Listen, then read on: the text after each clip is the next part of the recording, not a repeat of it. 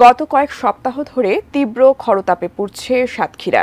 স্মরণকালের ভয়াবহ তাপদাহে সাতক্ষীরার ৬৫,০০০-এরও বেশি মৎস্য ঘেরে বাগদা ও গলদা চিংড়ির মরক ধরেছে। রেহাই পাচ্ছে না সাদা মাছও। মাছ ধরার কারণে দিশেহারা মৎস্য চাষিরা। সাতক্ষীরা প্রতিনিধি এম কামরুজ্জামানের তথ্য ছবিতে জানব মৎস্য চাষিদের সেই সব কথা।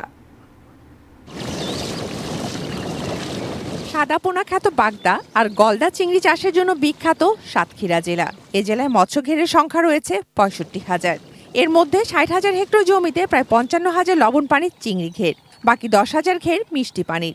এসব ঘেরে ২৪,০০০ মেট্রিক টন চিংড়ি উৎপাদনের লক্ষ্যমাত্রা নির্ধারণ করা হয়েছে এবছর। গত কয়েক সপ্তাহ ধরে চলছে প্রচণ্ড তাপদাহ। সব রেকর্ড ছাড়িয়ে তাপমাত্রা ৪২ ডিগ্রি সেলসিয়াস পেরিয়েছে।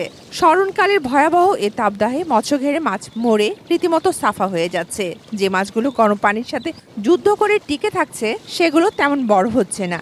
এতে চরম ক্ষতির মুখে পড়েছেন চাষিরা। বর্তমান তাপদাহ ৪১ ডিগ্রি হওয়ার কারণে এখানে মাছ প্রচুর মারা যাচ্ছে, যেগুলো ছোট মাছ থেকে বড় মাছ সব মারা যাচ্ছে ঘেরে। ব্যবস্থাপনা যে মানুষগুলো আছে তারা যেন এই খালগুলোকে অবমুক্ত করার মাধ্যমে জোয়ার ভাটা খেলার ব্যবস্থা করে। সূর্যের যে তাপ, যার কারণে বর্তমানে আমাদের মাছ মারা যাচ্ছে, আটনে মাছ পড়তেছে না।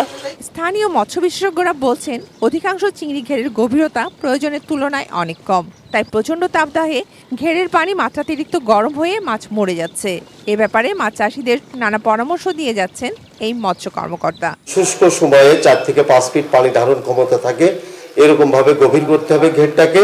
ডিপ টিউবওয়েল হোক অথবা অন্য উৎস থেকে ভালো পানি ঘেরে সরবরাহ করা।